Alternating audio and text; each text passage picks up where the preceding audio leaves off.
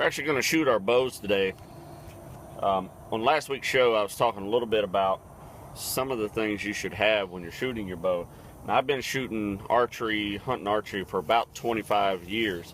I've learned a lot, and a lot from my mistakes over those years. I learned that testosterone will get you a really fast bow, but not necessarily accurate and productive. So over the years, I've tuned, and I've actually had the same bow for about 12 years now. I shoot a Matthews Z-Max, and I've had it for about 12 years. I've produced more with this Matthews at 45 pounds than I ever did shooting 312 to, 309 to 312 feet per second. That's when you're young and your testosterone gets in the way. So basically what I'm going to do is I'm going to talk a little bit about what I have in my archery supply box. Basically a little bit. Now I'll tell you what I think is one of the most important things is I have basically a bow press. This is called Bowmaster, and I bought this some odd years ago, and they still sell the same exact tool. And last night, getting ready to shoot, I realized how important this one tool was, because my string actually came off my pulley. So there's no way to put that back without a bow press. So if you're in a hunting situation and you get out there and you're getting ready, you walk to your tree stand and that string is off the bow, you are done. You're out of there. You don't get to shoot. All you get to do is watch. So I have a little bow press. I used it last night to put my string back on. Man, have I used that many times. I have obviously Fletchers, or not obviously. I keep an extra set of sights because you never know what's going to go wrong. Easy Shot tuning tool. This is actually to line up your arrows. Make sure.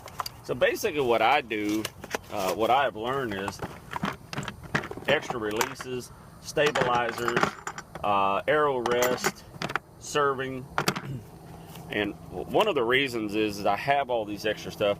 I can have the ultimate go wrong in the field, and I have this box and I can reset up my bow just like it was when I bought it brand new. And anytime I go hunting, I take my target with me. I think that's probably one of the single most important things to do, is make sure you take your target, because just like a rifle, when you ship across the country, this bow will bounce in your case all the way to your hunting area, and your sights will bounce off, your rest will bounce off. Something inevitably happens that when you get that shot, you're gonna miss it. So in here, this is actually an old tackle box I had. I have extra peep sight holders. I have, arrow aligning tools. I have extra broadhead blades. And these are stuff that I've picked up over the years, and I've put this kit together and said, okay, I know what I need. Extra fletchings, screwdrivers, tools, Allen wrenches. Very top, I have my knocks, my tips, Allen wrenches. I just have a multitude. Earplugs, when your bow gets loud. And down in the bottom, actually, I have serving.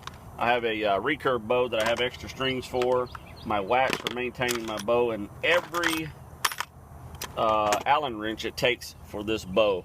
You don't want to be out there without an Allen wrench. You don't want to tighten this up with pliers, because then you strip your bolts and just so many things go wrong. So that's just a little bit about what I carry. If you have any questions, check us out on RodneyRogersOutdoors.com. Send us an email and we'll help you put your stuff together.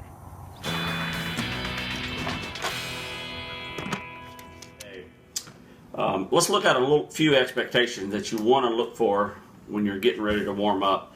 There's a couple advantages to preparing for, especially archery season, way early in advance. One is when you get to the archery stores, if you find you have problems with your bow, a lot of times you can get in the archery shops with no wait. If you wait to the last minute, you're going to have a 2-week wait time to get your bow into the archery shop. So that's probably one of the most important. A couple things is conditioning yourself, getting your muscles built back up, getting ready to shoot, being able to hold your bow back. That's certainly an advantage.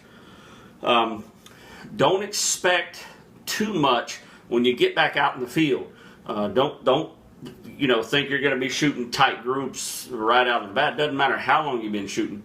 If you hadn't shot in a while, you're going to be a little wobbly. So don't make those rash decisions off your first shoot. One of the things I was telling my friend this morning that we were shooting with, I was telling Tucker, when you know, he was a little upset that he had an erratic pattern and it was huge.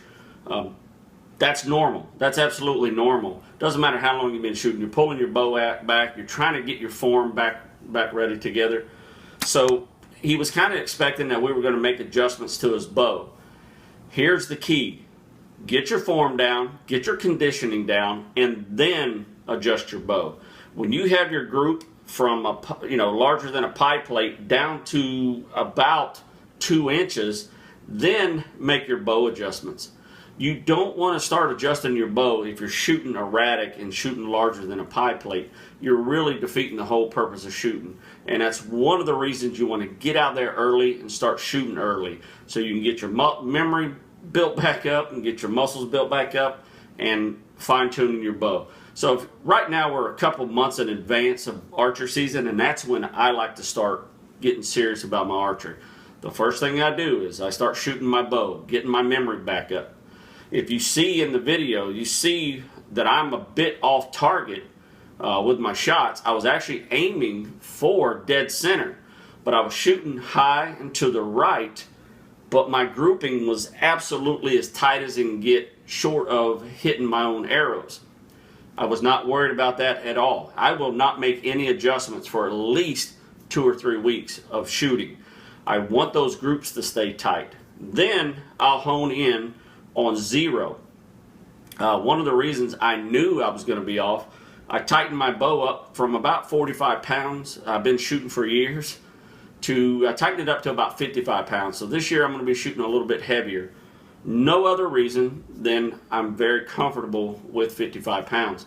If you look at Tucker in the video, you'll see that he's pulling his bow back nice and smooth without having to, wrench it back from over his head. That's a comfortable weight. If you let your manhood or your testosterone or your friends get in your way, you're going to crank your bow down to 70 pounds and not be able to shoot. I'm talking from experience because I've been there. I've had those giant bucks in front of me and not been able to pull my bow back because of buck fever. So it's just a little bit of tidbit information.